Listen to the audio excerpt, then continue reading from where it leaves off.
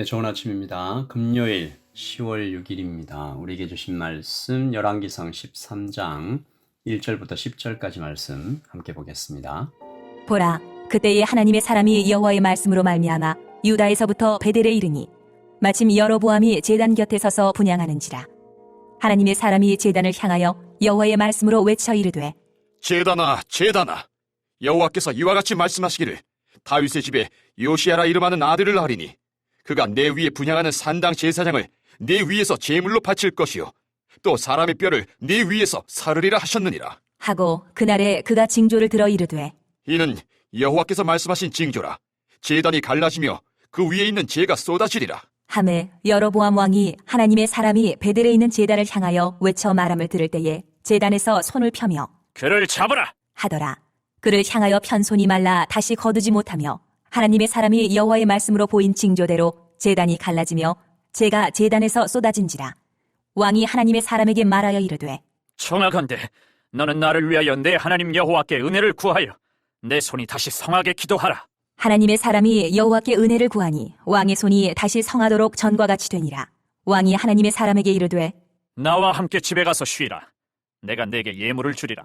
하나님의 사람이 왕께 대답하되, 왕께서 왕의 집 절반을 내게 준다 할지라도 나는 왕과 함께 들어가지도 아니하고 이곳에서는 떡도 먹지 아니하고 물도 마시지 아니하리니 이는 곧 여호와의 말씀이 내게 명령하여 이르시기를 떡도 먹지 말며 물도 마시지 말고 왔던 길로 되돌아가지 말라 하셨음이니이다. 하고 이에 다른 길로 가고 자기가 베델에 오던 길로 되돌아가지도 아니하니라. 아멘. 하나님의 말씀입니다. 한번 더 읽으시면서 묵상하시겠습니다.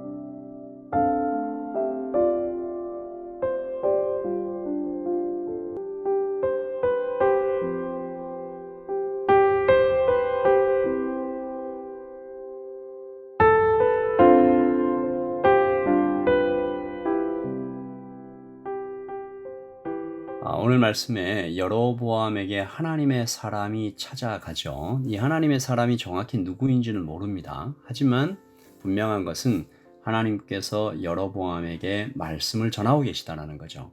이 하나님의 사람이 유다에서부터 베델로 왔다라고 했으니까 남유다에서 이렇게 건너온 것입니다. 참 먼 거리를 왔고 굉장히 위험한 행동을 한 거죠. 남유다에서 왔으니까 여로보암이 죽여버릴 수도 있는 굉장히 어려운 길을 오게 만드신 하나님의 은혜를 생각하게 되는 거죠. 하나님께서는 여로보암의 죄를 미워하시지만 여로보암을 살리기를 원하시고 다시 회복하기를 원하고 계십니다. 하나님께서 한 사람을 다시 회복시켜 가시는 과정은 굉장히 다양하고 복합적이지만 오늘은 여로보암에게 죄를 깨우치게 해주시는 것으로 시작되죠. 하나님은 먼저 하나님의 사람을 통해서 여로보암의 죄가 얼마나 심각한 것인지 말씀하십니다. 2절이죠. 하나님의 사람이 제단을 향하여 여호와의 말씀으로 외쳐 이르되, 제단아, 제단아, 여호와께서 이와 같이 말씀하시기를 다윗의 집에 요시야라 이름하는 아들을 낳으리니 그가 내 위에 분향하는 산당 제사장을 내 위에서 제물로 바칠 것이요 또 사람의 뼈를 내 위에서 사르리라. 그러니까 바꿀 수 없는 하나님의 법을 자기 입맛대로 자기 마음대로 바꾼 여로보암을 향해 지금 여로보암이 제사를 드리고 있는 현장인데요. 거기까지 와서 하나님의 사람이 말씀을 전합니다. 굉장히 무서운 말씀이죠. 만약에 이 말씀을 듣고 내가 정말 큰 잘못을 저질렀구나, 여로보암이 무릎을 꿇었다면 누가 그렇게 했습니까? 다윗이 그렇게 했죠. 다윗이 나단 선지자의 말을 듣고 통곡하며 무릎을 꿇지 않았습니까? 만약에 그랬다면 역사가 달라졌을 것입니다. 이스라엘이 다시 하나가 되는 축복 속에 다시 일어서는 일이 있었을지도 모르겠어요. 그러나 여로보암은 듣지 않습니다. 오히려 하나님의 사람을 잡아라 라고 얘기하는 거죠. 4절입니다. 여로보암 왕이 하나님의 사람이 베델에 있는 제단을 향하여 외쳐 말함을 들을 때에 제단에서 손을 펴며 그를 잡으라 하더라. 그리고 이제 그 다음에 일어나는 일들이 오늘 이게 기록이 쭉 되어 있는데 굉장히 안타깝고 부끄러운 일들이 일어납니다. 손을 펴서 그 하나님의 사람을 잡으라 라고 했더니 그 편손이 말라버렸죠. 다시 거두지 못하게 되었고 5절에 보시면 하나님의 사람이 여호와의 말씀으로 보인 징조대로 제단이 갈라지며 재가 제단에서 쏟아진지라. 여로보암의 손이 말라버리고 제단에서 재가 쏟아지고 이런 일들이 일어났습니다. 그러면 또 여로보암이 어떻게 행동했느냐? 6절에 보시면 왕이 하나님의 사람에게 말하 이르되 청하건대 너는 나를 위하여 내 하나님 여호와께 은혜를 구하여 내 손이 다시 성하게 기도하라. 참 염치도 없다라는 생각이 듭니다. 아까는 잡으라 하다가 자기 손이 이렇게 못 쓰게 되니까 다시 하나님께 은혜를 구해달라. 그리고 또 하나님의 사람이 여호와께 은혜를 구하니 왕의 손이 다시 성하도록 전과 같이 된 하나님 치료를 해주셨어요. 이 말씀 읽으면서 참 우리가 이 신앙생활 하면서 꼭 이렇게 하지 않나 생각해요. 실수하죠. 죄를 짓습니다. 그리고 하나님의 경고가 어떤 형태로든 우리에게 임합니다. 마음의 가책이 오든 누가 말을 하든 하나님의 말씀을 읽을 때 양심의 가책이 오든 그런데 듣지 않죠. 100가지 핑계와 1000가지 이유를 만듭니다. 시간이 안 됩니다. 상황이 어렵습니다. 뭐 이런저런 얘기를 합니다. 심하면 그 하나님의 메시지를 전해주는 사람을 미워하고 오히려 막 이렇게 적대하고 그리고 그 사람과 나와의 관계가 좋지 않았다면 뭐 처음부터 아예 귀를 닫는 거죠. 그러다가 오늘 여로보암의 손이 말라버리는 것처럼 고통을 만납니다. 여러분 하나님이 고통 속에 빠뜨리신다는 얘기가 아니고 스스로 걸어 들어가는 사망의 음침한 골짜기죠. 지난 주일에도 말씀을 나누었지만 지금 하나님의 날개가 우리 위에 덮여 있지 않습니까?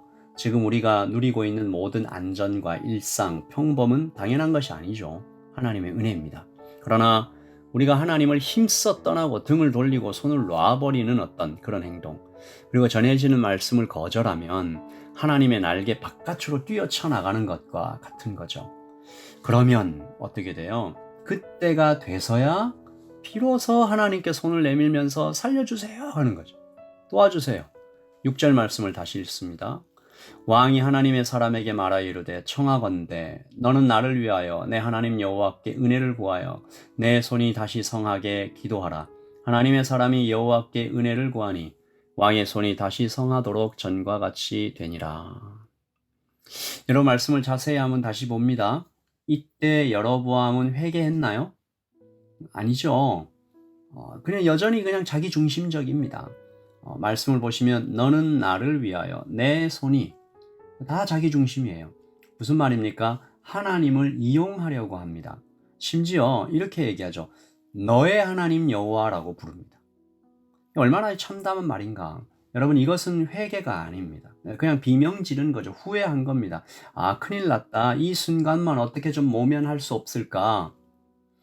그런데 하나님께서 그 모든 것을 다 아시면서 은혜를 베푸십니다. 이것이 우리 인생 가운데 수도 없이 반복되는 일이 아닌가 생각해 봐요. 어떻게 이 악순환의 고리를 끊을 수 있을까? 주님을 바라봐야 되는 거죠. 여로보암이 듣지 않았던 이유, 지금 그렇게 회개도 하지 않고 그냥 자기중심적으로 살아가는 이유, 너의 하나님 여호와라고 부르고 있는 이유는 모두 하나님을 제대로 모르기 때문입니다. 하나님의 거룩하심도 모르고 있고 하나님의 은혜도 모르고 있습니다. 하나님의 거룩하심을 정말 제대로 알았다면 여로보암은 그 앞에서 떨었겠죠. 무소부재하시고 전지전능하신 하나님을 조금이라도 알았다면 그는 적어도 두려워했을 것입니다. 그러나 더 큰 문제는 사실 하나님의 은혜를 모르는 거죠. 그는 지금 이렇게 막 힘을 가지려고 애쓸 필요가 없었습니다. 예루살렘이 유대에 있다고 유다에 있다고 겁낼 필요가 없었어요. 사람들의 눈치를 보며 초조해야 할 필요도 없었습니다. 그리고 무엇보다 하나님의 말씀이 선포되었을 때 화를 내거나 끝났다라고 절망할 것이 아니라 하나님의 앞에 엎드려서 살려주세요 라고 말할 수 있는 그런 힘은 은혜를 믿는 그 은혜를 믿는 믿음에서 나오는 거죠. 내가 무슨 잘못을 저질렀어도 하나님 앞에 가서 무릎 꿇기만 하면 받아주시리라. 이 믿음이 있어야 우리가 하나님 앞에서 하나님 앞으로 나아갈 수 있습니다.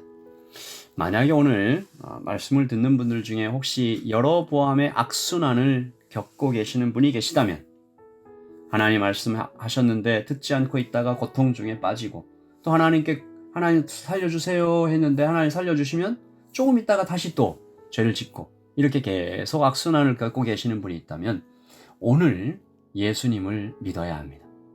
복음으로 오신 예수님의 사랑을 믿고 천지를 만들고 지금도 유지하고 계시는 하나님의 크신 능력을 믿고 지금 내가 숨쉬고 기도하며 살아가고 있는 이유는 하나님께서 여전히 나를 사랑하고 계시기 때문이다라는 것을 굳게 믿고 그분 안에서 온전한 안정과 평안을 누려야 우리가 이 악순환의 고리를 끊을 수 있습니다. 오늘 이 아침을 시작하면서 하나님을 믿는 믿음의 이 순환으로 들어갈 수 있게 해달라고 우리 같이 기도하겠습니다. 하나님 아버지, 하나님 위기가 닥쳐올 때만 하나님 도와주세요. 그냥 그렇게 기도하는 사람이 아니라 평소에 하나님의 은혜와 하나님의 사랑과 하나님의 능력과 하나님의 크심을 온전히 믿고 나아가는 성숙한 성도 되게 하여 주시옵소서. 아버지, 나는 그래서 믿음의 이 인생의 악순환을 끊고 주님 안으로 더 깊이 들어가는 우리 모든 성도들 될 수 있도록 주님 도와주시옵소서. 주님 은혜를 구합니다. 함께하여 주시옵소서. 예수님의 이름으로 기도합니다. 아멘. 여러분 오늘도 평안하십시오. 주일 예배 때 뵙겠습니다. 샬롬.